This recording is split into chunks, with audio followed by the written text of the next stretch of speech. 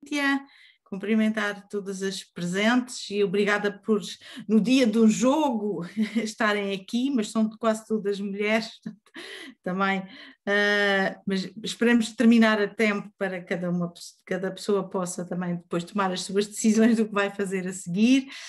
Agradecemos a todas a presença, particularmente aqui à nossa parceira Casa do Brasil, que é quem organizou este evento para nós, no âmbito do projeto EA Grandes Rede de Pares. Estamos muito contentes com a possibilidade de termos dado continuidade a estas atividades, sempre com um ritmo lógico, e continuado. Para nós também é matéria importante, numa época em que estamos cheios de atividades. Por isso, eu vou passar já a palavra à nossa parceira Janine, que vai apresentar a nossa preletora de hoje. Espero que todas tenham todas e todos que venham a estar presentes tenham uma boa sessão e que estamos a aguardar aqui os contributos da colega, que aproveitamos também, Camila, para novamente cumprimentar e agradecer a disponibilidade para estar hoje connosco. Janine, tem a palavra. Muito obrigada. Obrigada. Antes, eu só queria pedir a palavra para a Cíntia, só para dar um oi para todos, representando a presidente da Casa do Brasil. Então, por favor, Cíntia. Obrigada, Janine. Você também é da Casa do Brasil. Mas obrigada por ter passado a palavra, também cumprimentar a todos e todas, agradecer muito a Camila Craveiro, que é uma parceira nossa de longa data e que vai trazer com certeza questões muito importantes e interessantes sobre esse tema, que também é fundamental dentro do nosso projeto, que fala, né, das múltiplas discriminações e também da violência de gênero e violência doméstica das mulheres, e aqui vamos mais uma vez olhar, né, para as mulheres migrantes. Muito rapidamente, a Casa do Brasil de Lisboa é uma associação de imigrantes sem fins lucrativos e somos parceiras do projeto. Agradecer também a todas e a Janine pelo trabalho e a todos e todas que estão aqui nos assistindo. Devolvo para você, Janine. Obrigada, sim. Então, eu vou passar em seguida a palavra para a Camila. Então, apresento a Camila Craveiro. É publicitária, professora, investigadora da área de comunicação social, é doutora em Ciências da Comunicação pela Universidade do Minho, em Braga, tendo feito parte do programa de doutorado Pleno no Exterior, da CAPES, onde defendeu a tese Os Estereótipos Também Envelhecem? Uma análise descolonial das intersecções sobre racismo, sexismo e datismo, a partir das vivências das migrantes brasileiras em Portugal. Com isso, agradeço a oportunidade de podermos ouvir a Camila e estarmos no workshop e a participação de todos. Antes, eu só gostaria de pedir para que todos sempre deixassem o microfone desligado e no final nós teremos abertura para perguntas e discussões após a apresentação da Camila. Camila, é com você.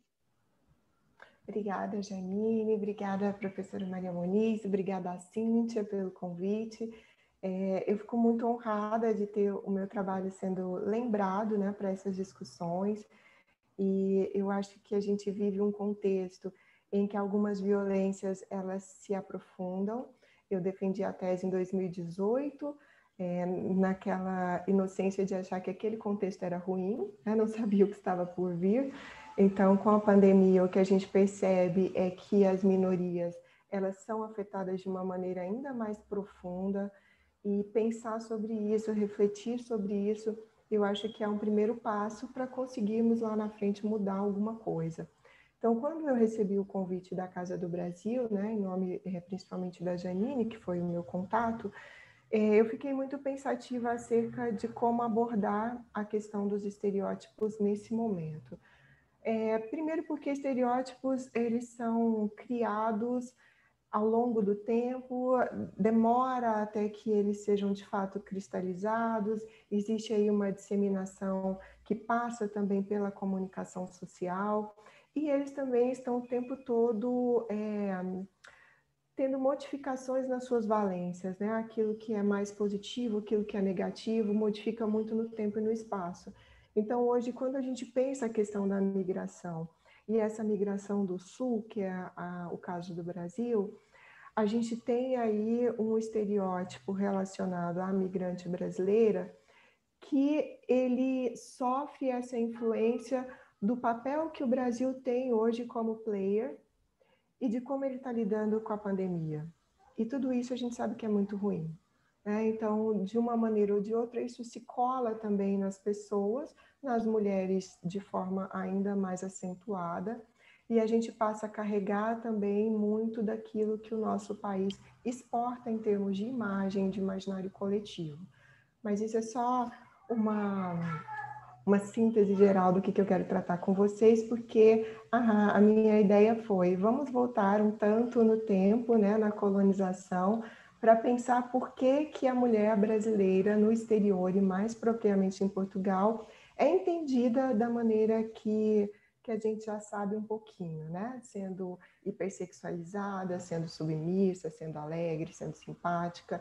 E aí eu acho que é importante a gente voltar lá na colonização, século XVI, XVII, XVIII, para entender como que isso foi sendo criado no imaginário, que é um imaginário social e que ele vai se reproduzindo e passando adiante, e como que isso repercute também atualmente e nas vivências que, de uma maneira ou de outra, acarretam subjetividades feridas devido às violências simbólicas, físicas, às violências de gênero de uma maneira geral. Então, vou compartilhar aqui com vocês a apresentação.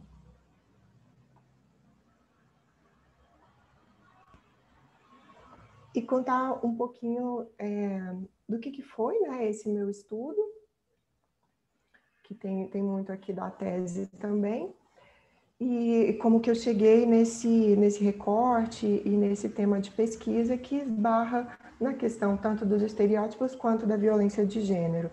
Em 2015, eu fui para Portugal, fui viver em Portugal como estudante de doutoramento, né, bolsista, e vivi até 2018, então os 3 anos do meu doutoramento que eu fiz na Universidade do Minho. E eu já fui com um projeto aprovado pela CAPES que tinha como tema a questão das migrantes brasileiras, os preconceitos e discriminações vividos. Eu confesso para vocês que quando eu comecei a pensar esse tema, eu fui de certa maneira surpreendida, porque no Brasil a gente ouve muito pouco falar do que acontece com a brasileira fora do país, né? E eu já tinha estado na Europa em outras ocasiões como turista, e é uma experiência totalmente diferente, né? A experiência do turismo, você não precisa, por exemplo, ter o acesso a serviços públicos, você não enfrenta fila, você não está, de alguma maneira, competindo por espaço com as pessoas que são originárias dali. Então, tudo isso modifica muito o cenário. E por mais que eu já estivesse lendo e tendo essas referências teóricas, o dia a dia, o cotidiano, ele se mostrou desafiador para mim. Eu me lembro de quando eu cheguei, um tempo depois que eu fui fazer uma entrevista com a Cíntia, e aí eu ia relatando as coisas e ela também me contando um pouquinho da experiência dela, e eu falava, gente, não é fácil, né? É muito complicado você entender o que é ser brasileira, porque no seu país você não tem essa necessidade de se categorizar dessa maneira. A gente não percebe esse marcador específico da nacionalidade como um problema. Mas quando você está fora e como migrante, está residindo ali, isso fica muito latente e acarreta uma série de experiências que, para o bem ou para o mal, marcam as nossas subjetividades. Então, eu queria trazer primeiro esse contexto histórico para vocês, depois a gente conversar um pouquinho também do que eu encontrei na tese e como é que isso se deu. Se eu conseguir mexer o meu mouse aqui. Então, aqui, pensando mesmo no século XVI, período das colonizações, eu trouxe aqui uma autora que eu gosto muito, a Lugones, uma autora feminista, descolonial, faleceu, se não me engano, em 2019. E nesse levantamento que ela fala o seguinte, que quando ela retoma arquivos de viajantes estrangeiros nesse período das colonizações, o imaginário construído pelo europeu acerca dos povos dessas regiões, ela está se referindo à América, à África e à Ásia, apelava para uma representação libidinosamente erotizada, em que as lendas davam conta de homens dotados de pênis gigantes, de mulheres que se casavam com macacos, de mulheres guerreiras que cortavam seus seios, de homens efeminados de cujos peitos vertiam leite. Ou seja, a primeira construção de imagem acerca desses povos, ela foi feita já de uma maneira enviesada e erotizada. Então, tudo aquilo que foi começando a ser gerado em termos de discurso a partir desses viajantes, né, desses colonizadores e de pessoas que vinham só para retratar também, ou às vezes fazer pinturas sobre o país, davam conta desse tipo de povo, né, desse tipo de comportamento e desse tipo de representações do povo.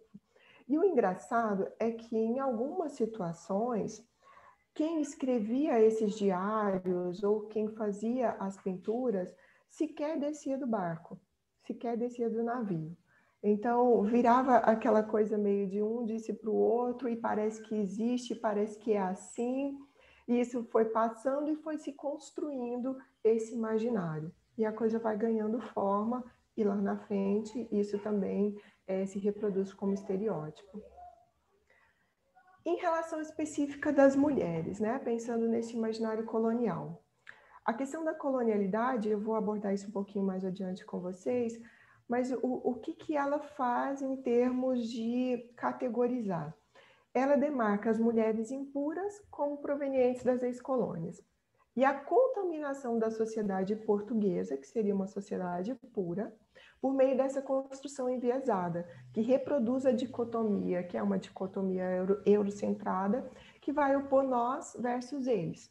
Em plano geral, dentro do recorte de gênero, quando a gente se refere às mulheres, e por ser país de tradição católica, Portugal e depois o Brasil, fica muito marcado como imagem a contraposição entre Evas e Marias, sendo Evas as brasileiras e Marias as portuguesas, ou seja, né, aquelas que carregam o traço do pecado, o traço da erotização, o traço da libido, versus as mulheres puras, as mulheres que estão muito mais próximas de uma santidade, que seriam as portuguesas. Então, isso vem como um resquício de séculos anteriores dessas versões dos viajantes estrangeiros, quando eles chegam e começam de dizer como são os que foram encontrados. Então, trazendo isso para o imaginário colonial e para essa oposição Brasil e Portugal, a gente começa a ver essa dicotomia entre Eva e Maria. E aqui que eu acho válido trazer para vocês terem uma noção de como era construído, né, esse discurso, aqui do James Cook, que era capitão da Marinha Britânica, a gente já está falando aí do século XVIII, mas vejam como ele se referia às mulheres no Rio de Janeiro.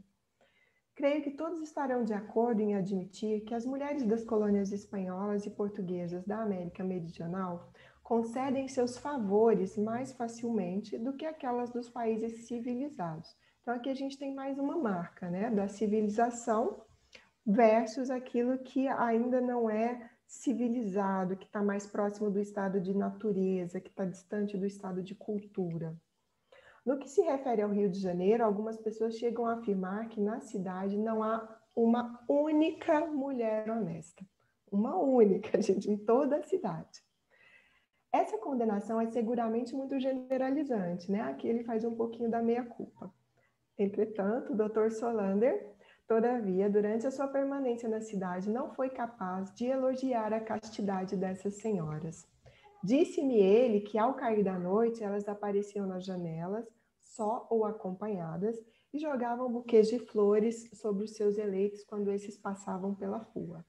Ainda segundo o doutor, ele e mais 2 ingleses que o acompanhavam receberam um número tal de distinções que, ao final de um curto passeio, os seus chapéus estavam cobertos de flores. Ou seja, esse papel muito ativo da mulher da colônia, né, aqui no Rio de Janeiro, de uma maneira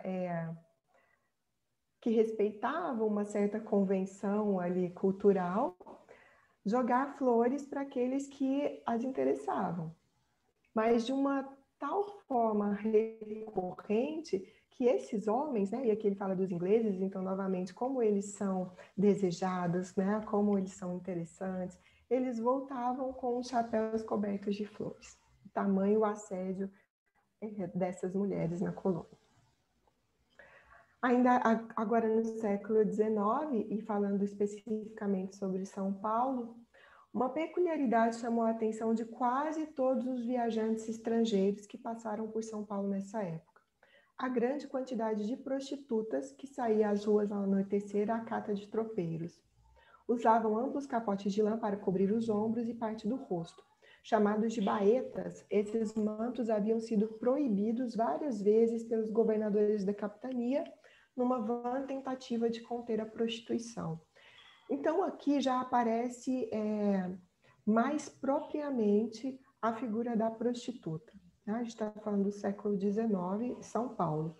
E, novamente, essa imagem e esse discurso sendo reproduzido pelos viajantes estrangeiros. Então, aqueles que vinham, estavam de passagem, e aquilo que mais chamava a atenção deles, eles reproduziam.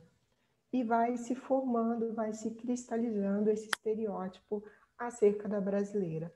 Não é, gente, uma questão de questionarmos, então não havia prostitutas ou não havia nessa quantidade, não sei, né? Não sei comparativamente com o que acontecia em Paris, com o que acontecia em Lisboa, não é possível saber. O que interessa é, isso chamava a atenção e isso era reproduzido. E mais adiante, isso se torna a marca daquela mulher. Isso se torna a marca da brasileira como um todo. E a gente falando de um país que tem uma dimensão continental e que você aglutina essa categoria mulher sob o mesmo estereótipo da prostituição, né? Principalmente no estrangeiro.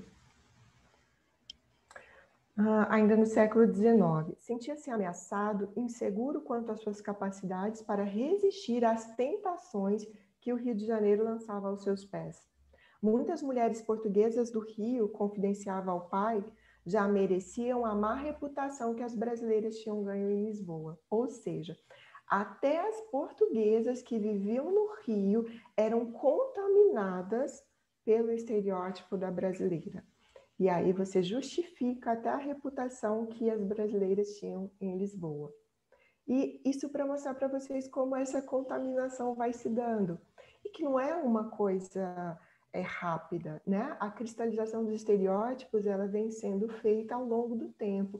Por isso é tão difícil quebrar com eles. Porque exige uma formação, uma educação, uma desconstrução de discursos que foram originados lá atrás e pelo olhar do estrangeiro, né? E que se colou nessa categoria mulher brasileira. E aqui a história dos estereótipos, né? O que são estereótipos, como que eles repercutem. Aqui, para a gente ver um pouquinho sobre estereótipos, eu trouxe essa imagem da América do Sul, e aí o Brasil aparece, né?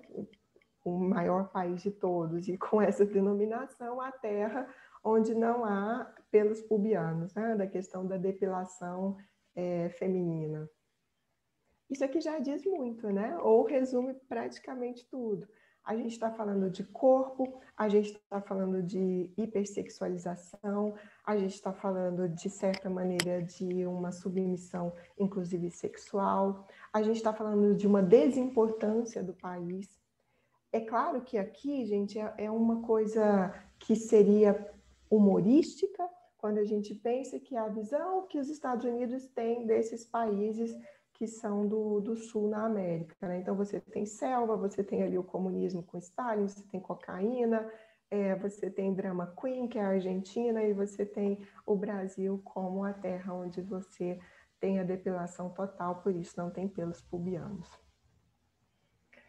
E as brasileiras? Primeiro, é importante a gente falar de estereótipo, entendendo que estereótipos não são sempre negativos, diferentemente dos preconceitos, né? A gente pode ter estereótipos positivos, estereótipos negativos, essa valência ela muda. Os preconceitos são sempre negativos, mas os estereótipos não. Os estereótipos, eles são maneiras com que a gente tem de olhar para o mundo e para as coisas ao nosso redor a partir de um filtro, né? A partir de alguma coisa que você já coloca como lente e entende dessa maneira. Por quê? Porque Lippmann, que foi o autor que definiu a questão dos estereótipos, ele diz, olha, existe uma infinidade de coisas para a gente conhecer. E nós não damos conta de conhecer tudo. Então, grande parte daquilo que a gente conhece em termos de representação se dá via estereótipo. Pela própria cultura onde a gente está, a gente vai absorvendo esses estereótipos e vai reproduzindo-os. Ainda que a gente não tenha condições de checar em loco se aquele estereótipo é verdadeiro ou não. Porque se tivéssemos, provavelmente a gente desconstruiria uma série deles. Mas por falta de condições mesmo, de tempo, de limitações que sejam geográficas, etc., a gente não tem como fazer isso. E aí a gente acaba reproduzindo esses mapas mentais, essas figuras do imaginário social, e reproduz. E quando a gente se depara com uma situação em que aquele estereótipo é questionado, ou que parece que não combina, né, as coisas não casam, é que a gente começa a fazer a desconstrução e se aproximar daquilo que seria o fenômeno, o fato despido do estereótipo. De onde eles surgem? Eles surgem da cultura na qual a gente se encontra inserido. No caso do estereótipo das brasileiras, eu achei importante mostrar para vocês de onde eles surgem. Eles surgem desses relatos de viajantes estrangeiros, na época da colonização, então a gente está falando alguma coisa do século XVI até hoje. Como eles se cristalizam? Eles se cristalizam nas nossas conversas cotidianas, nas reproduções que a gente faz cotidianamente, de falar de uma ou de outra nacionalidade. Por exemplo, aqui no Brasil existe o estereótipo de que o japonês é muito eficaz, né? Então, algumas vezes eu já tive ex-alunos egressos que foram participar de uma entrevista de emprego na área de marketing, e aí eu perguntei, e aí, como é que foi? Ah, professora, acho que não deu não, porque tinham 2 japoneses lá. Então, de partida, eles já achavam que tinham perdido o cargo, a vaga, porque provavelmente os japoneses, como eles são muito eficientes, eles são mais racionais, mais lógicos, etc., eles ganhariam a vaga. Esse é um tipo de estereótipo que é um estereótipo positivo, né, ligado à nacionalidade específica do japonês. Para nós brasileiros, a gente já não tem muitos estereótipos positivos relacionados à nossa nacionalidade. Como que eles se cristalizam? Principalmente via produtos midiáticos, via comunicação social. Seja através de propaganda, e aqui na esquerda eu coloco para vocês uma propaganda do Ministério do Turismo do Brasil, que foi um dos grandes responsáveis por essa cristalização da imagem da brasileira como hipersexualizada.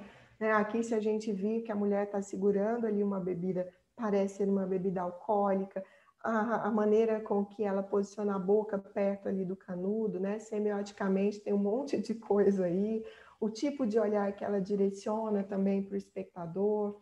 Então, foi essa a imagem que o Ministério do Turismo no Brasil, até o final da década de 80, disseminou, seja para Portugal, seja para a Europa como um todo, seja também para a América do Norte.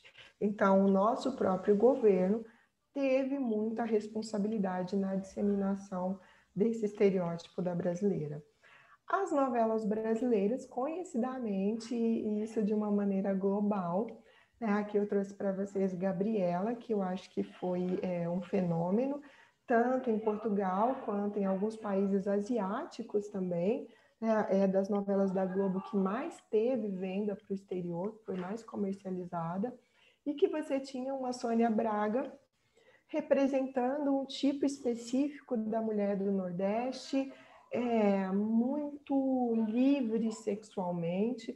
É provável que hoje no Brasil, com o tipo de governo que a gente tem, se essa novela fosse veiculada novamente, é possível que ela seria de alguma maneira discutida nas redes sociais, sempre por um viés muito conservador também.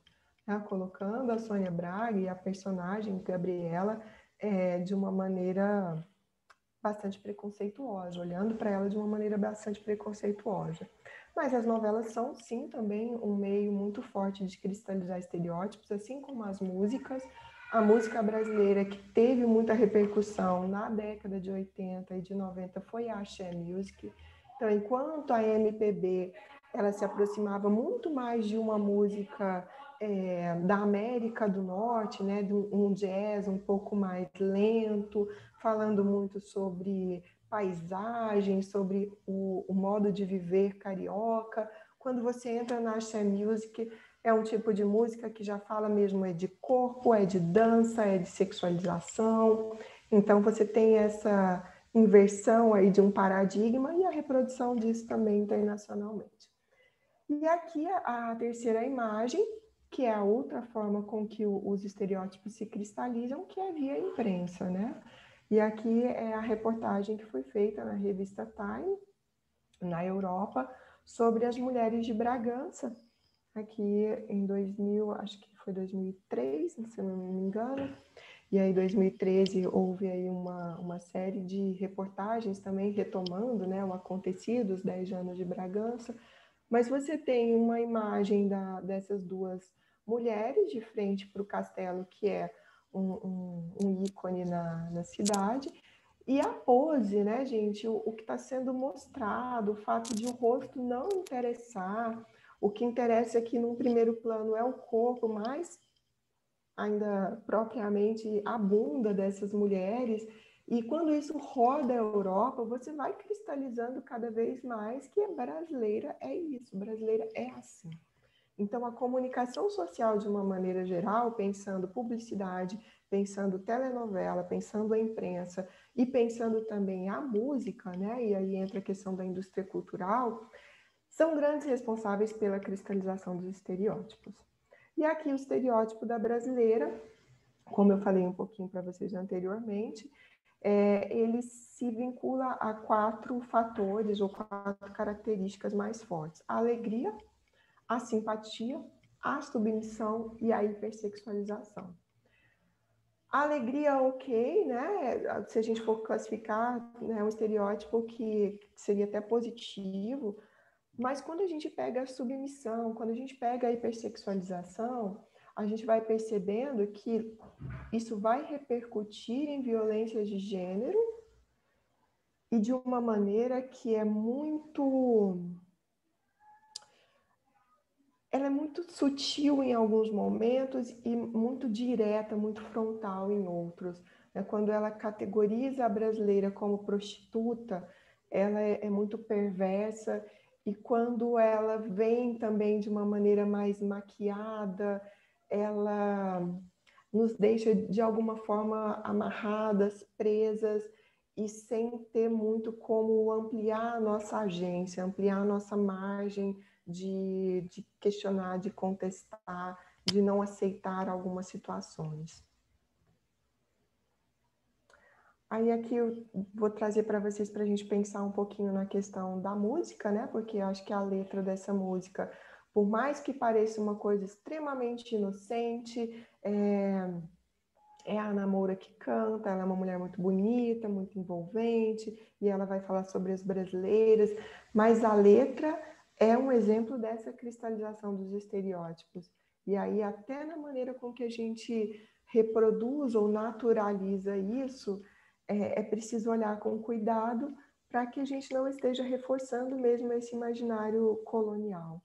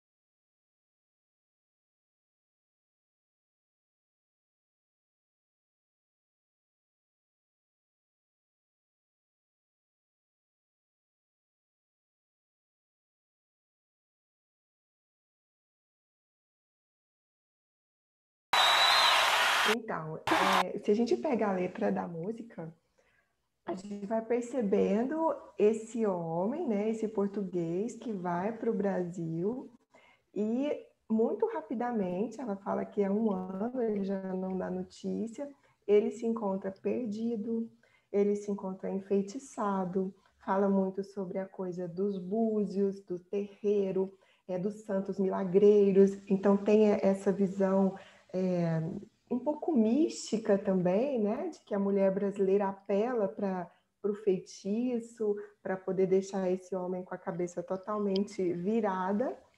Mas o que ela diz também é que ela espera que ele se arrependa, ou seja, que o homem que está perdido no braço de uma Eva se arrependa e volte para os braços caseiros dela.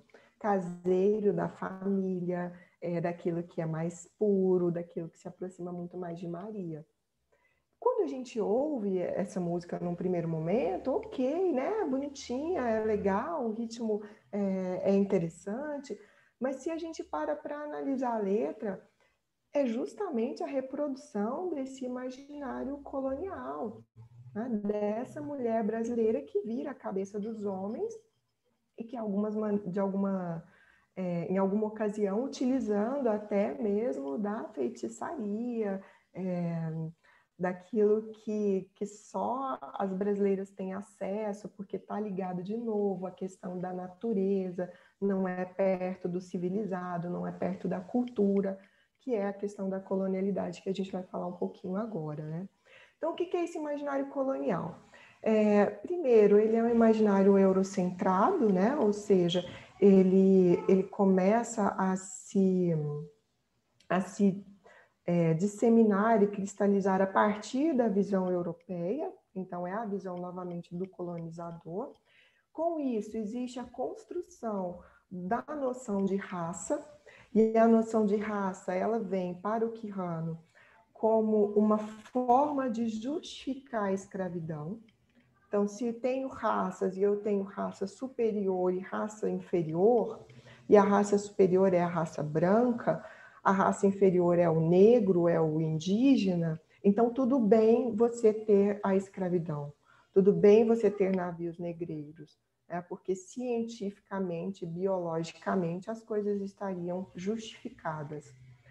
Em relação à colonização específica da América Latina, a colonialidade ela envolveu a evangelização dos povos, ou a tentativa de evangelização dos povos indígenas, né, dos povos originários. Ela deixou, por causa do construto raça, o trabalho assalariado sendo feito pelo europeu. Então, a partir do momento que você não tem mais escravidão no Brasil, as pessoas que eram assalariadas e que recebiam, né, por isso, merecidamente na cabeça dos colonizadores, eram os brancos. Então, você teve aí a atração de imigrantes europeus para trabalhar em São Paulo, Rio de Janeiro, etc. Então, para eles se pagava salário. Para os negros e para os indígenas, não. Né? Deixaram eles à margem, à míngua, e isso é um reflexo até hoje de grandes desigualdades sociais que tem a ver no Brasil com a questão de raça-classe, né? Ou, para a gente ser mais científicos, de cor, etnia e a questão da classe. E a mulher que não era branca, ela não era considerada mulher, ela sequer atingia a categoria de mulher, ela era tida como fêmea. O que é fêmea, né, gente? É próximo ao animal. Você nem chegou a aceder aqui à categoria de mulher. Então, é a fêmea que ela pode ser usada para o sexo, ela pode ser usada para o trabalho pesado, ela não chega a ser mulher. Então, o quanto isso, e de novo, né, é mais pesado para as minorias, seja a minoria de cor, seja de gênero também.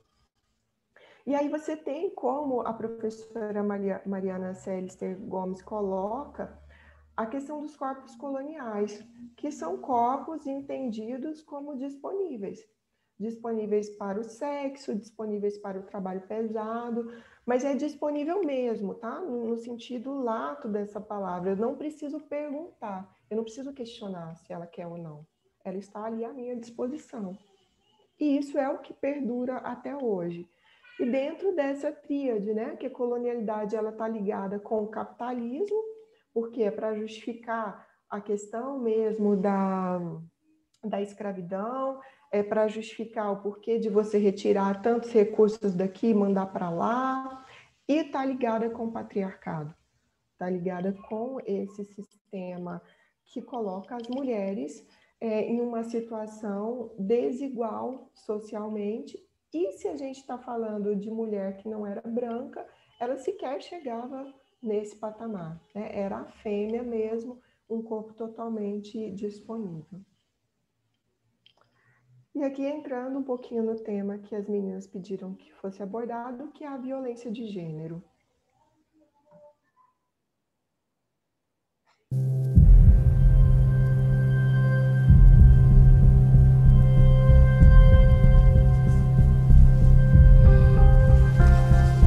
Já chegaram os resultados dos testes. O vosso bebê tem uma condição genética que o pode sujeitar a vários desafios. Preconceito, discriminação, violência física, psicológica, sexual, violação, sequestro, venda forçada para o mercado da escravidão sexual.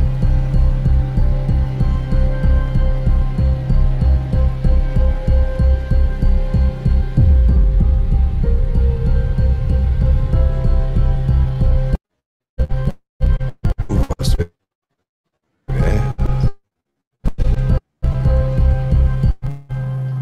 é do sexo feminino. É uma rapariga.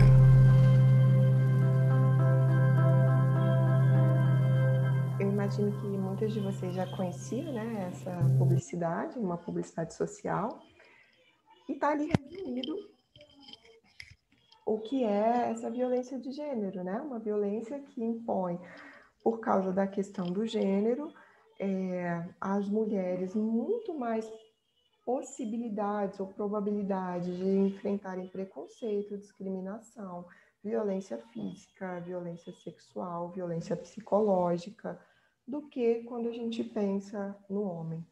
Então, toda essa gama de violências que se atrela ao fato de ser mulher.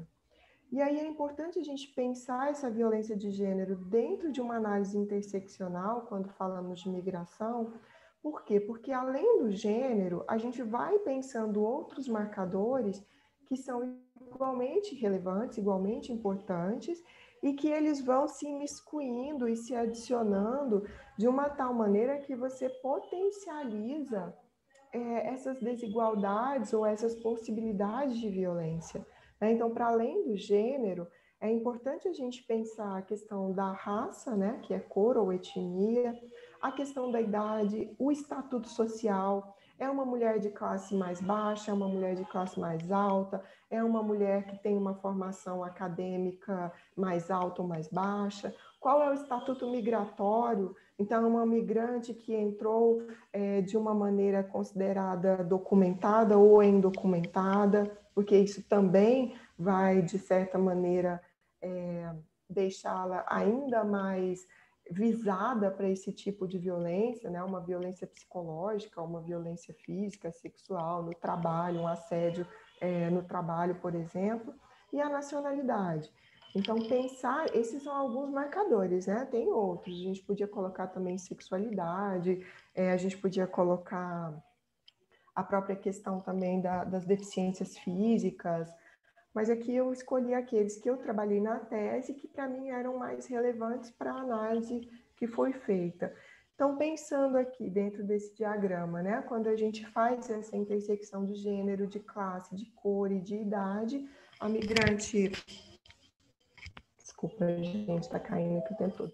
A migrante brasileira está aí no meio dessas intersecções, sofrendo e tendo a sua subjetividade impactada por essas questões que elas vão ampliar ou diminuir a sua margem de agência.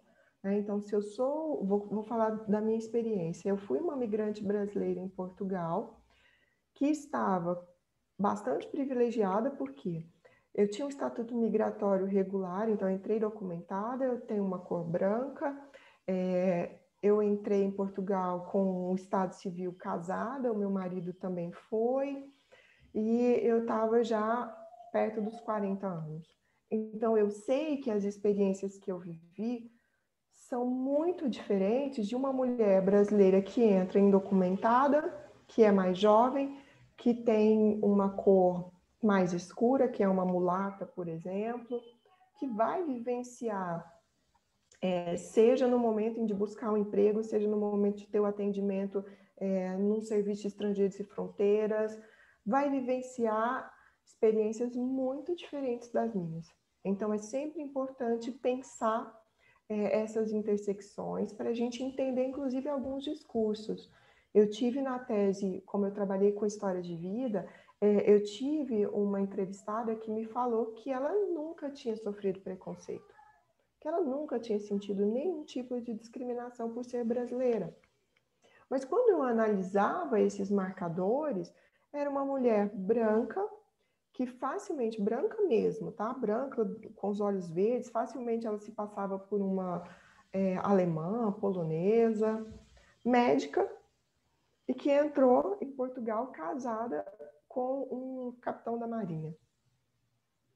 Né? Então, assim, provavelmente para ela, ok, ela realmente nunca sofreu nenhum preconceito, nenhuma discriminação, porque os meios em que ela vive, né, os círculos de amizade, de relacionamento que ela tem, isso provavelmente não aconteceria mesmo. Mas é importante também ela ter essa noção do seu privilégio para não julgar, porque logo depois no discurso dela foi: eu acho estranho que outras mulheres digam isso. Só se ela estiver dizendo de outras mulheres que são parecidas comigo, digam que estão sofrendo preconceito.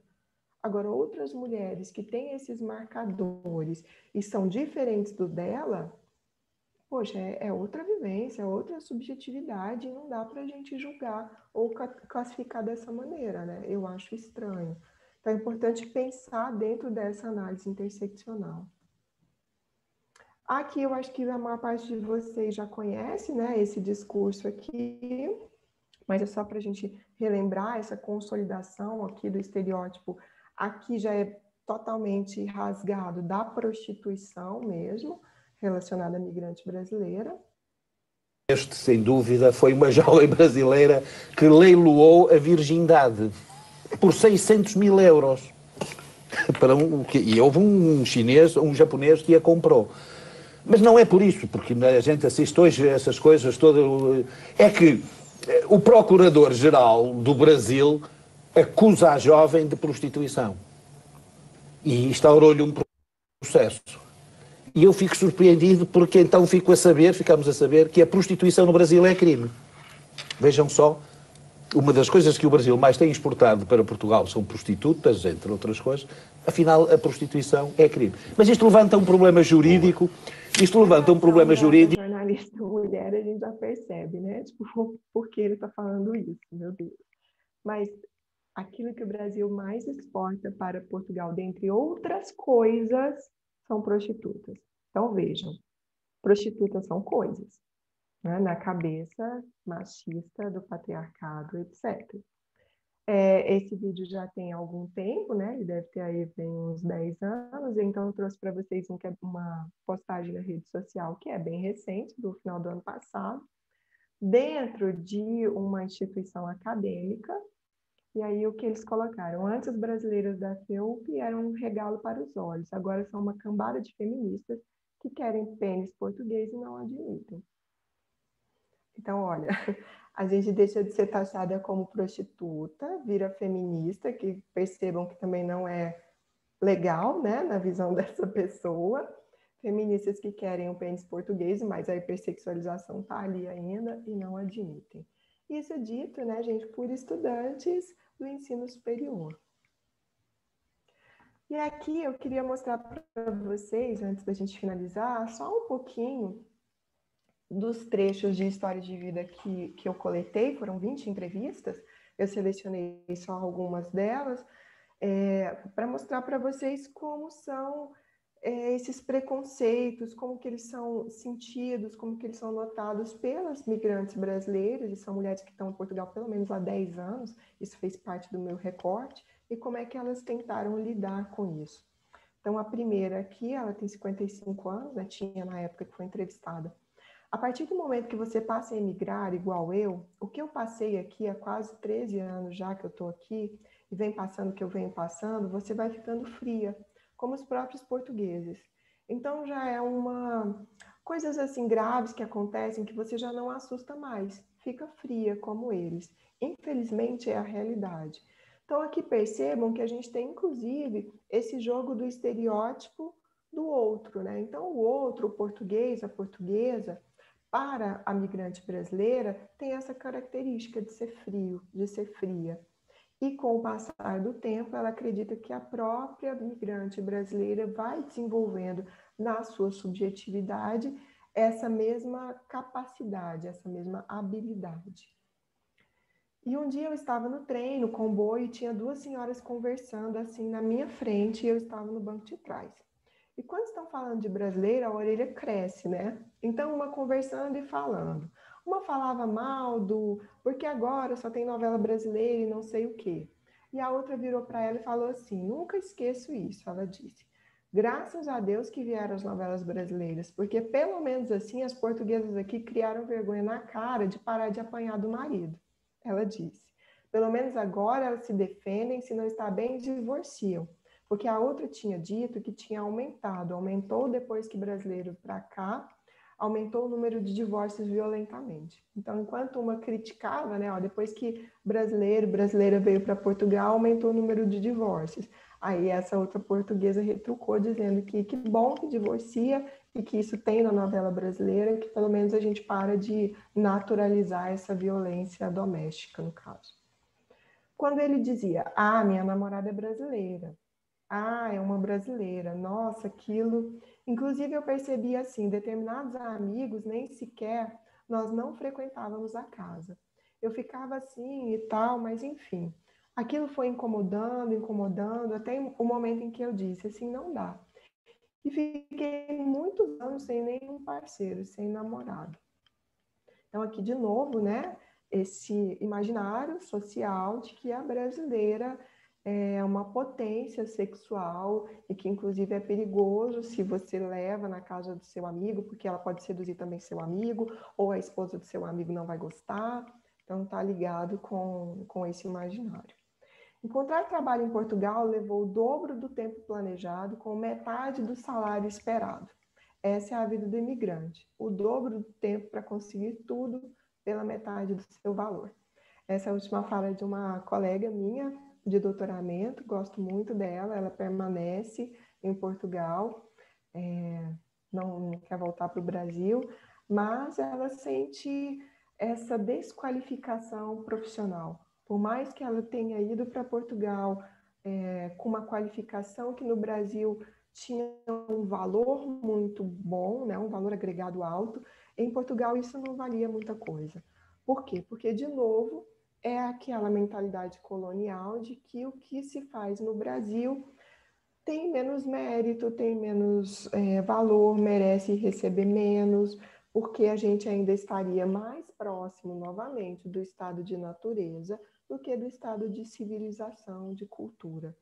Então, você trabalha, às vezes, o dobro para ganhar metade daquilo que você imaginava que era o seu valor, né? O valor do seu tempo.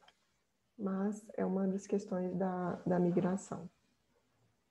Bom, pessoal, é isso. Quero agradecer a vocês a paciência, os ouvidos. Deixei aqui também o meu contato, tá? Para quem quiser. E fico disponível para questões, trocas, etc. Espero não ter extrapolado o tempo também. Não. Obrigada, Camila. Muito obrigada, Camila. É sempre um gosto ouvi-la. Jane? Sim.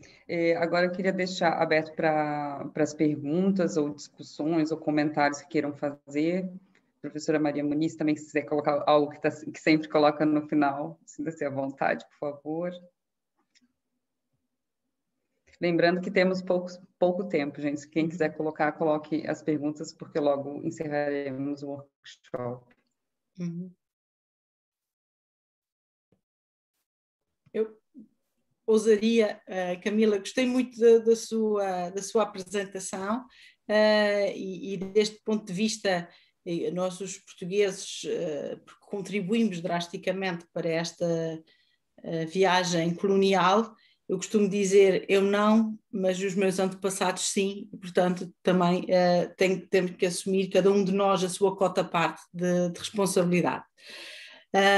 E acho que foi inspirador, a partir desta visão e com estes testemunhos portugueses reais e objetivos, é um contributo para que os portugueses pensem, porque costumamos às vezes agarrar-nos à ideia dos brancos costumes do discurso, e para pensar que nós somos os colonialistas bons e os outros é que são os colonialistas maus.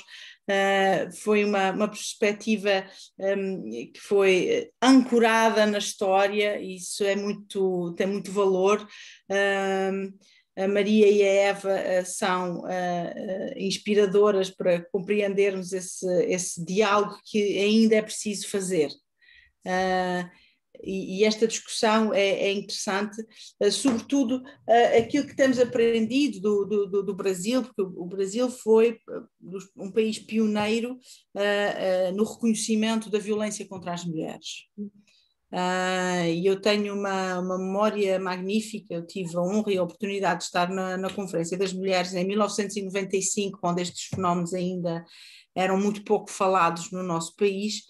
E, curiosamente, a delegação brasileira era a delegação com quem nós tínhamos mais interação. E já nessa altura havia ideias muito claras da violência de género, a dimensão universal da violência de género. Portanto, aqui hoje a Camila apresenta-nos esta ideia dos estereótipos, e é extremamente insightful, permite uma reflexão aprofundada daquilo que já vimos, daquilo que já ouvimos, e quando se vê no fado, quando se vê no sistema judicial, quando se vê em todo o lado essa reprodução, curiosamente sinto que vou ficar mais atenta. E tenho aprendido isto convosco, e desde este início deste projeto, a Casa do Brasil tem sido muito...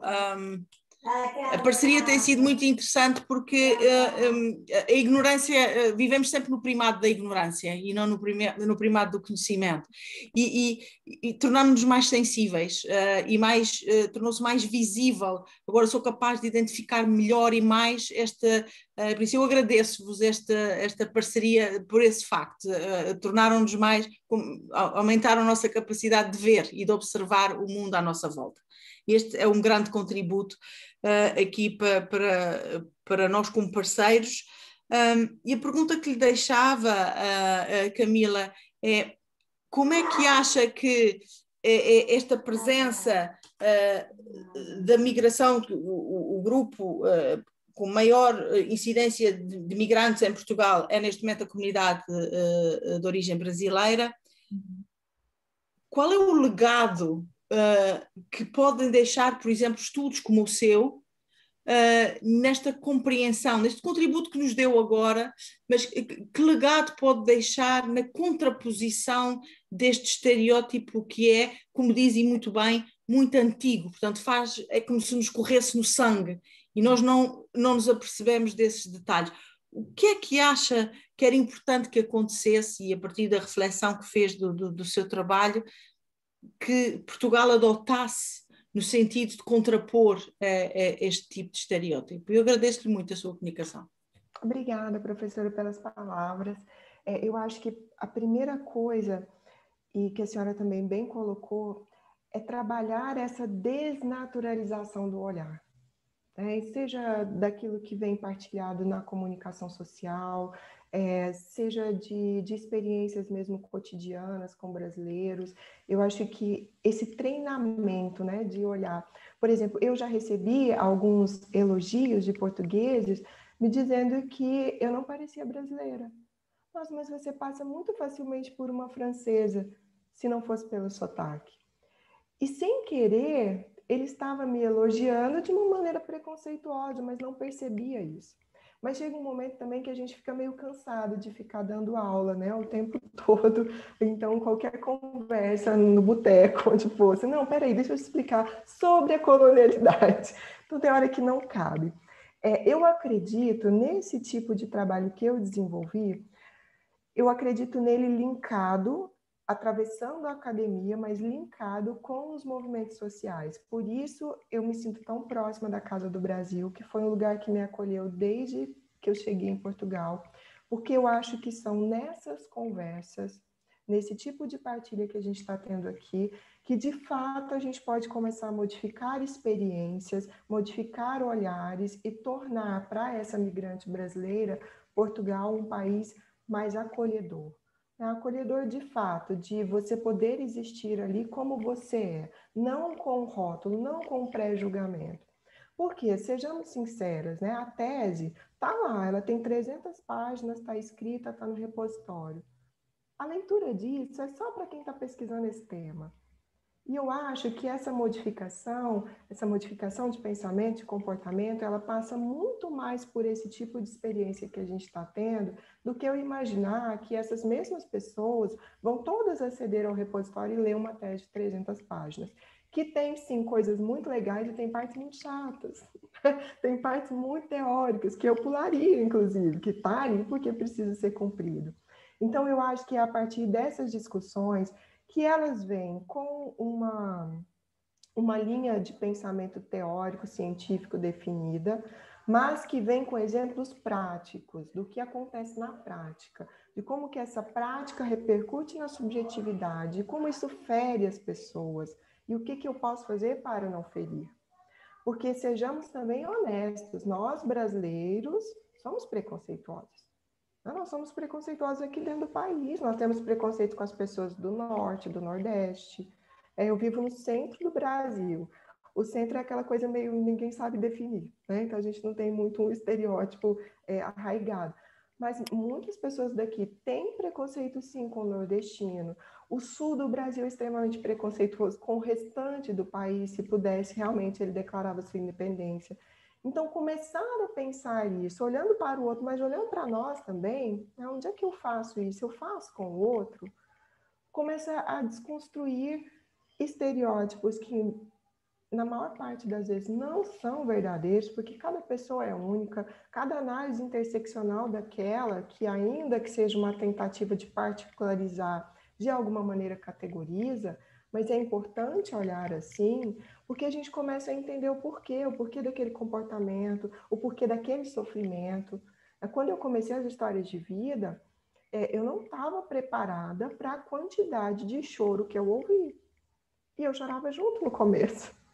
Eu falei, gente, mas eu tenho que ter o distanciamento também do investigador, né? Não pode ser assim. Até que você vai calibrando as coisas, mas para mim ficou muito claro que eu não estava esperando aquela quantidade de choro, porque eu, mulher branca, novamente, casada, estudante de doutoramento, não passei fome, não passei frio.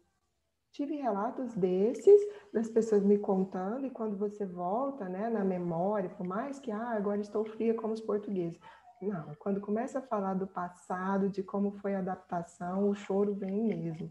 Então, eu acho que, sim, é bacana o trabalho científico do doutoramento, mas eu acho que isso tem que estar nesse tipo de tema, casado com a experiência do ativismo, do movimento social, da partilha com pessoas de fora da academia também. Porque só assim a gente começa a mudar esses olhares. E aí pode ter uma experiência diferente de imigração. É isso.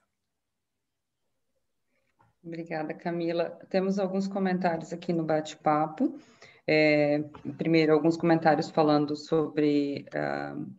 disseram que é uma aula maravilhosa, gostou muito, bastante pertinente, informativo, muito interessante. Obrigada, Camila. Obrigada pela partilha maravilhosa partilha, inspirador para o projeto que estamos a construir. Gratidão, muito satisfeita em ouvir a discussão sobre o tema principalmente porque sou imigrante, são alguns comentários, e aqui há um pedido perguntando como é que pode ter acesso ao seu estudo. A tese está disponível no repositório da Uminho. É só entrar lá, digitar meu nome e aparece, pode baixar, ela tá liberada. Tá certo. Posso só fazer um complemento muito rapidamente, enquanto esperamos mais perguntas.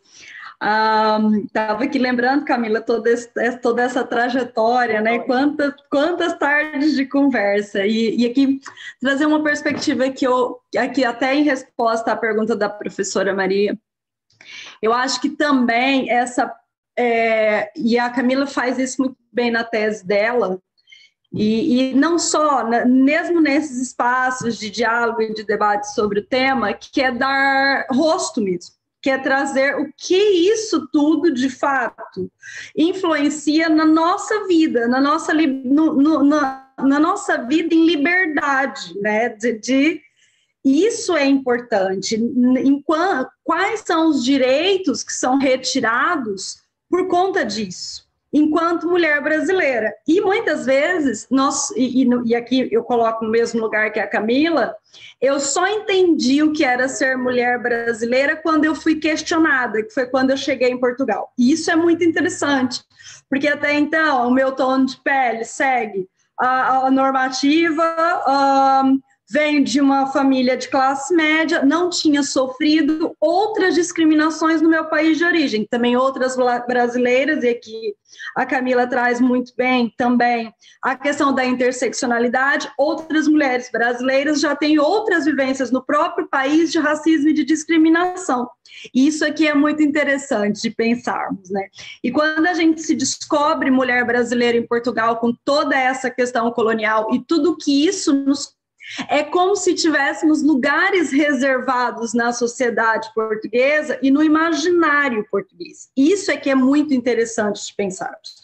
Há uma ideia pré-concebida de quem somos. E depois, como é que isso se reflete? Na retirada dos acessos. Por exemplo, a habitação. A habitação é uma coisa tão concreta dessa discriminação, que há vários estudos nessa área, de uma pessoa brasileira ligar para um quarto e o quarto não estar livre, e uma portuguesa ligar a seguida e o quarto estar livre. Imagina, é a negativa de um direito, que é o acesso à habitação. E essas coisas, e isso é muito interessante de pensarmos, porque falamos das múltiplas violências, da discriminação, e às vezes não fazemos também essa passagem prática para que de fato acontece na vida das pessoas.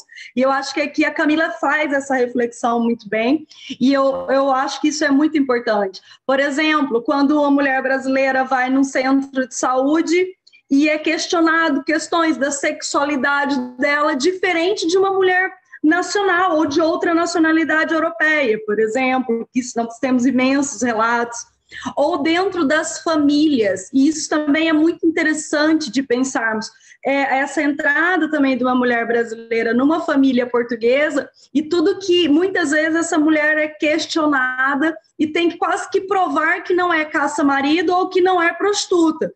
Então, assim, isso é muito interessante, alguns aspectos de pensarmos. E nessa migração recente, já encerro, temos, e é legal trazermos isso, porque também na academia, estamos aqui a falar com o pessoal da academia, da universidade, que é a chegada recente de muitas mulheres brasileiras qualificadas dentro das universidades, e tudo que esses estereótipos que nós vivemos desde a colonização tem influenciado na vida acadêmica e na vida pós-acadêmica dessas mulheres, de conseguir entrar no mercado de trabalho.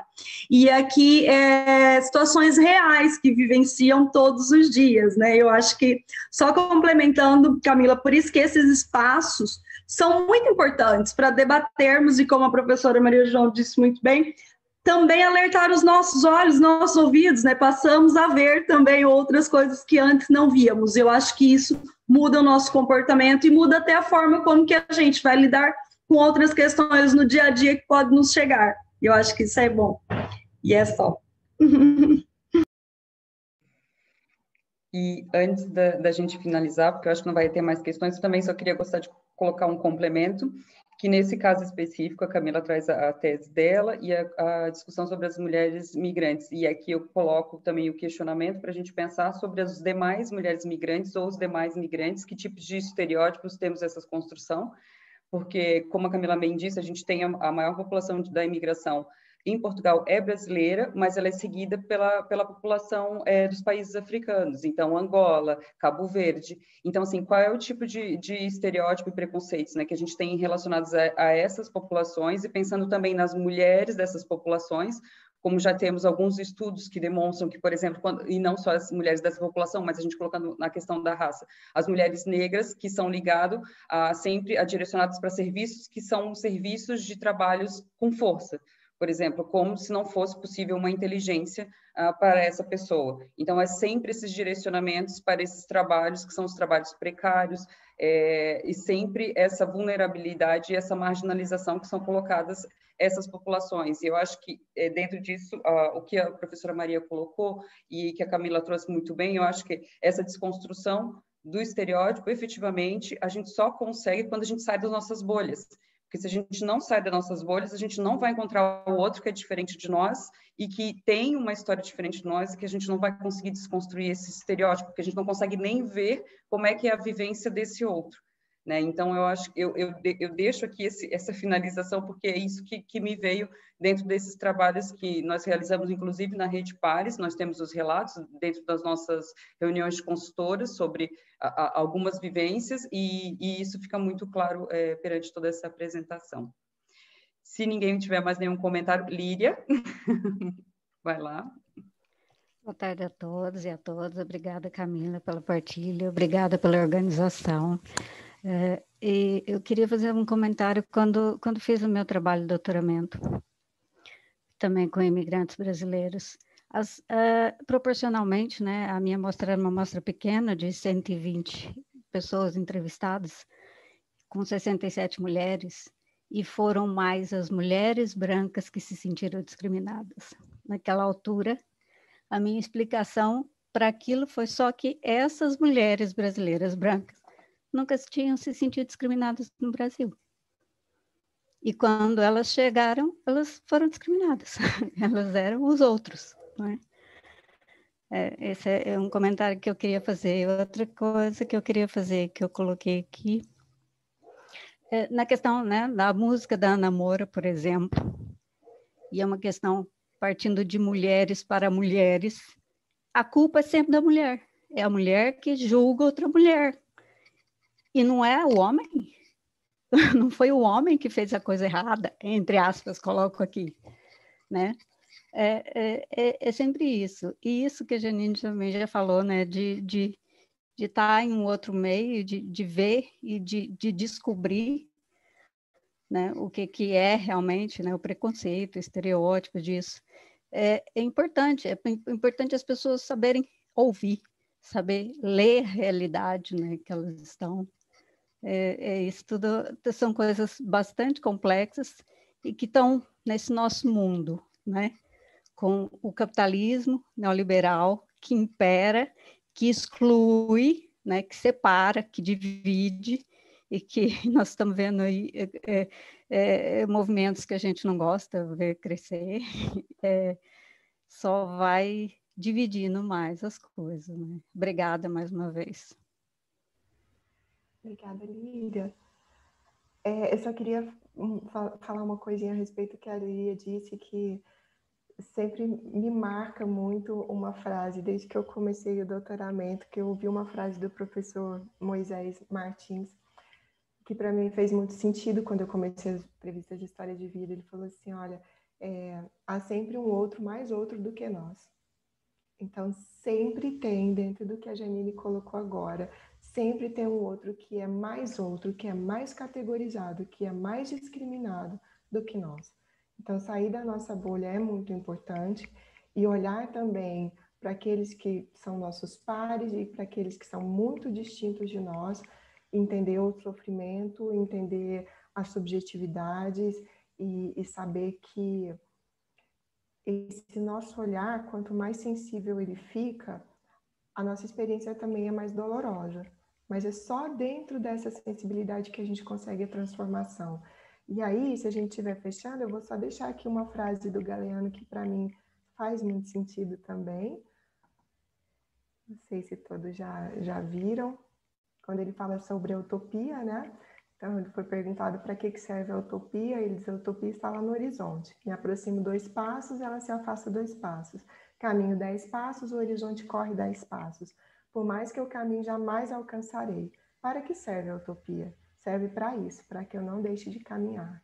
Então, que a gente siga essa caminhada utópica por mais igualdade, por mais valorização da diversidade, por menos preconceito, por menos discriminação, por direitos iguais, por equidade de gênero. É isso, meninas. Obrigada, muito obrigada, Camila, lindo.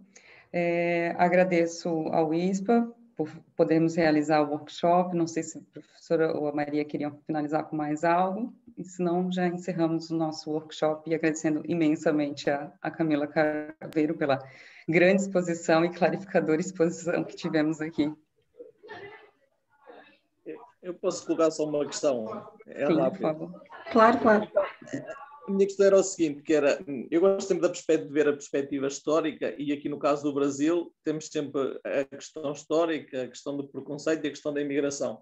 E a minha pergunta era, daquilo que foi estudado, o que é que acham que pesa mais, se é a questão do estereótipo, se é a questão da colonização ou se é a questão da imigração? Isto porquê?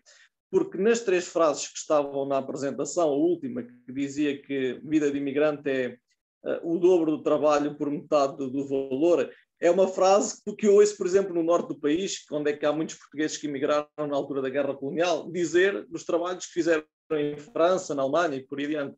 E por isso, e que se eu também cá em Portugal, por exemplo, no Alentejo, relativamente às pessoas do Nepal, etc., que agora são imigrantes em Portugal.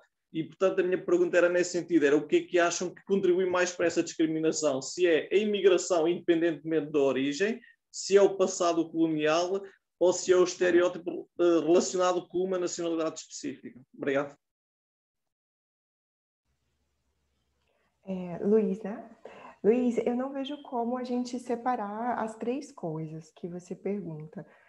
A imigração, nesse caso, quando a gente fala do Brasil, ela está totalmente ligada, né, ao estereótipo construído, e esse estereótipo é um estereótipo que ainda foi resquício dessa colonialidade. Agora, o que você se refere, por exemplo, do português que vai à França, volta, é uma experiência parecida porque a gente está falando de imigração de um país que é considerado menos para um país que é considerado mais. Aqui nem dá para falar em imigração do Sul, né? Porque Portugal não seria considerado um país do Sul. Mas sempre que a gente sai para um lugar que é considerado no imaginário mais culto, mais civilizado, mais desenvolvido, em que se ganha mais dinheiro, se você vem de um país que não é nesse mesmo patamar, você vai sofrer também, sim, provavelmente trabalhar dentro desse aspecto, o dobro pela metade. Então, eu acho que isso é geral quando a gente pensa nessa migração para países que têm essa diferença de... Porque agora, por exemplo, do desenvolvimento. Com a questão agora da pandemia, por exemplo, aquilo que se viu na televisão relativamente ao Alentejo, que aquelas pessoas que eram imigrantes de países asiáticos e que vieram para Portugal e ganhavam mal e viviam em condições deploráveis. E são países com o qual Portugal não tem propriamente uma ligação, e, portanto, eram pessoas que eram muito maltratadas cá. Daí que eu estava lá a tentar perceber se é mais por ser imigrante ou se é mais por ser uma ex-colónia. Era mais por aí. Eu só posso contribuir um pouquinho também. Pensando nisso, tem até um termo que eu acho que é a porofobia, agorafobia, tem que lembrar o termo que eu sempre falo aqui, que é a da discriminação contra os países mais pobres, né? Então, eu acho que isso entra muito nesse processo da imigração. De onde vem esse imigrante? Porque é diferente a gente dizer que um imigrante sueco, ele vai ser tratado dessa mesma maneira em Portugal. E a mesma coisa no Brasil, onde também existem as discriminações e o preconceito. Atualmente, por exemplo, no Brasil, a gente vê a questão dos venezuelanos, colombianos, haitianos, que eles são completamente explorados no Brasil, chegam a ter vários locais com trabalho escravo dessas pessoas, Mas por quê? É da proveniência dos seus países, né? Um americano, ele não vai ser tratado dessa maneira no Brasil, por exemplo. E assim a gente pode citar em Portugal, de onde vem esse imigrante? Eu acho que esse é o grande pensamento que também tem que se fazer. Da onde que ele está vindo e dentro da onde que ele está vindo, qual é a construção desse estereótipo que tem feito? Então, é de desvalorização ou de valorização? E aí, se é desvalorização, efetivamente vai ser trabalhado toda a parte negativa com essa pessoa, provavelmente. Então, o porquê da exploração, o porquê do maltratamento, é bem nesse sentido, eu acho que a gente pode pensar. Desculpa, Camila, eu acho que eu te cortei. Era isso mesmo, né? Pensar esse deslocamento em termos de origem do que é considerado como player mesmo, né, mundial. Esse país é mais ou é menos? Porque se for de menos para mais, você vai sofrer a discriminação, sim. E tá interessante, né? Dentro da Europa, se você recebe em Portugal um imigrante sueco, francês, ele é um expatriado, ele nem é migrante. Nós, do Sul, migrantes. Então, tem mesmo essa valoração que é simbólica, linguística, etc. Os ingleses que vivem no Algarve há muitos e muitos anos nunca são chamados de imigrantes. Sim. Mas... são no máximo estrangeiros, né? Isso aí. Ou inglês. Isso é muito... Exato, Lídia, é mesmo isso. Sim, e muito rapidamente para complementar, e mais, aqui na questão do Luiz, e também, assim, a discriminação, ela pode ser igual. Os estereótipos para justificar a discriminação é que podem mudar. Isso, e é interessante pensarmos nisso, né? Imagina, muita gente do Brasil está nos serviços, por exemplo, vocês sabem, e tem muitas experiências de exploração laboral nos serviços. Outras nacionalidades também têm. A justificativa do processo, então, por exemplo, de exploração é que é pautada naquele estereótipo do que eu acredito daquela pessoa. A experiência, pronto, aí pode ser pior para algumas nacionalidades do que para outras. Imagina, quem não sabe a língua, infelizmente ainda utilizam disso para que a pessoa tenha menos acesso ao conhecimento dos seus direitos, então vai se sobrecarregando. A gente não gosta de falar o sobrecarregar porque elas não se concorrem, né? As opressões, elas se entrelaçam, então, e pode piorar essa experiência de migração, mas a questão que o Luiz traz é muito interessante, porque não dá para descolar, como a Camila diz, mas nos estereótipos são usados para justificar esses comportamentos discriminatórios, de acordo com cada nacionalidade, até dentro do próprio país. Sim, Luiz. Era essa a conclusão a que eu, quando estava a chegado, porque, por exemplo, o estereótipo relativamente à brasileira é sempre que é prostituta ou uma coisa desse género e, portanto, acaba por ser discriminada por causa disso, mas relativamente a outras nacionalidades também são discriminados, mas já não é porque é prostituta, é porque é outra coisa qualquer. Ou seja, o estereótipo da discriminação continua sempre igual. Daí que eu acho que a discriminação tem mais a ver com a pessoa ser imigrante do que ser imigrante de um país menos para mais, do que propriamente a nacionalidade específica. Porquê? Precisamente por isso, porque consoante a nacionalidade vão mudando a justificação para a discriminação e vão mantendo sempre a discriminação. Mas aí é relativo, não vai ser igual, porque depende do nível de opressão que soma para aquela pessoa. Nessa perspectiva por exemplo, se for vou pegar no caso do Brasil, uma brasileira negra, sem escolaridade obrigatória, por exemplo, que vive num bairro social e que tem uma deficiência, ela pode sofrer muito mais discriminação do que uma brasileira branca que mora em Cascais. Não significa que essa não vai sofrer, mas é diferente a forma com que as opressões aqui se entrecruzam na discriminação. Ou então, um migrante, por exemplo, do Nepal, se eu vou usar o Bangladesh, que vem muitas vezes até, infelizmente, com máfias que já estão preparadas para potencializar essa discriminação, e essas pessoas, por não falarem a língua portuguesa, ainda são mais violentadas pelo sistema, porque não conseguem ter acesso quais são os seus direitos, torna-se ainda pior essa experiência de discriminação. Isso, vamos trazer para Portugal um português de origem de etnia cigana pode ter mais discriminação do que um português branco que nasce no centro da Avenida da Liberdade, um exemplo, né? Tipo, então, essas questões é que há um sistema vários sistemas de opressão que se entrecruzam. Por isso, apesar de ter estereótipos diferentes para outras nacionalidades, não podemos dizer que as experiências de discriminação vão ser iguais, porque elas não vão, elas podem piorar, infelizmente. E a questão, por exemplo, da classe social influencia muito a experiência, porque, por exemplo, também discriminação, por exemplo, contra os negros, mas eu duvido, por exemplo, que a filha do ex-presidente de Angola, quando vinha a Portugal fazer negócios, que fosse discriminada, porque vinha numa classe social muito superior e então isso mudava a relação que ela tinha com as pessoas, comparativamente com outras pessoas que vinham de outras classes sociais. Então, lá está, é isso, eu acho que essa parte interessante, que é a parte do intercruzamento de várias questões que levam à discriminação. Obrigado. Só para terminar, efetivamente, no entanto, aqui o trabalho e a discussão da Camila, que a Camila nos traz hoje, tem um peso que é muito relevante para as mulheres, incluindo as mulheres prostitutas.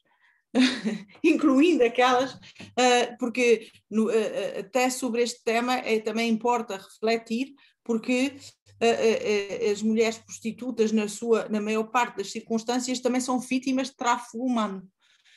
Não são mulheres prostitutas porque fazem parte de um movimento internacional que defenda a prostituição e que defenda que essa é a profissão de eleição. Portanto, embora esses movimentos também existam e podem ser reconhecidos porque vivendo num espectro de liberdade, vivemos-no, e somos capazes de até aceitar essa possibilidade, mas sabemos também, o outro lado é que a vasta maioria das mulheres prostitutas não o são por opção, são-no porque ou estão numa situação de extrema pobreza, porque precisam de sobreviver ou porque foram enganadas em redes internacionais de tráfico humano. Portanto, esse estereótipo também ele próprio, além de todo este historial que importa conhecer, há também a realidade concreta dos direitos humanos atuais e dos estereótipos que estão também eles associados e continuam, como refletido pelo senhor advogado que apresentou o seu testemunho nessa linha. Por isso, como um fator de exportação, portanto, mais objetificação do que essa não existe. Por isso, é aqui que é a originalidade deste trabalho, é dar este toque, sim, feminista, porque levanta a questão essencialmente do ponto de vista de quem o vivencia. Portanto, e esse tem um poder essencial e crucial. Por isso, mas obrigada, Luís, pela posição diversificada. E também por ser homem e intervir aqui neste conceito. Isso é importante. Acho que é muito bom. Das senhoras, porque, por exemplo, se eu ouvisse a música da Ana Moura, nunca me teria olhado para a música dessa forma, por exemplo. Exatamente. Então é sempre muito interessante ver a perspectiva que está do outro lado. Só complementando, professor Maria, me preocupa, por exemplo, o que tem chegado aqui na imprensa no Brasil sobre a migração brasileira em Portugal, dizendo do empreendedorismo feminino. Nossa. Então, a quantidade de imigrantes brasileiras em Portugal empreendendo. Elas estão empreendendo por quê, gente? É por opção ou é por sobrevivência? É por sobrevivência, sabe? Estão batendo a cabeça, estão tentando encontrar um meio de sobreviver, porque não tem emprego para elas, sabe? Então, chega aqui, não, olha, está todo mundo indo para Portugal empreender, está dando super certo. Inclusive, as mulheres brasileiras são as que mais empreendem. Porque se não for isso, elas vão passar fome, sabe? Então, o uso dos termos, sabe? A maneira com que a coisa é divulgada é muito perigosa. E a gente tem que estar atento a isso para poder entender, né? Mas no Canadá não tem tanta empreendedora. Não tem, elas têm emprego, elas têm a garantia dos seus trabalhos. Então, é importante sempre relativizar isso. Muito bem. Ok, Janine, quer fechar a sessão então? Por causa do adiantado da hora, senão qualquer dia já ninguém vem às nossas sessões porque se atrasam muito. A Cíntia, vai lá, Cíntia. Muito obrigada, Camila. Sempre traz aqui, nos faz pensar sobre esse tema que é fundamental no nosso trabalho. Obrigada a todos e todas pela paciência, pelo espaço de escuta, que é tão importante, né? A gente fala muito do espaço de fala, mas cada vez mais também temos que falar do espaço de escuta, que é isso, de nos vermos também nas outras experiências. Obrigada, bom jantar. Janine, passo para você. Bom, obrigada. Só para encerrar mesmo, já foi falado, agradecido e muito mais, e vamos às nossas jantas, professora Maria Muniz, e agradecer a participação de todo mundo, gente. Muito obrigada. Estamos sempre divulgando os workshops na Rede Pares. A Casa do Brasil também tem sempre a divulgação dos seus eventos nas redes sociais, então quem quiser participar, por favor, acompanhe pelas redes que estamos sempre lá divulgando. Obrigada e boa noite a todos.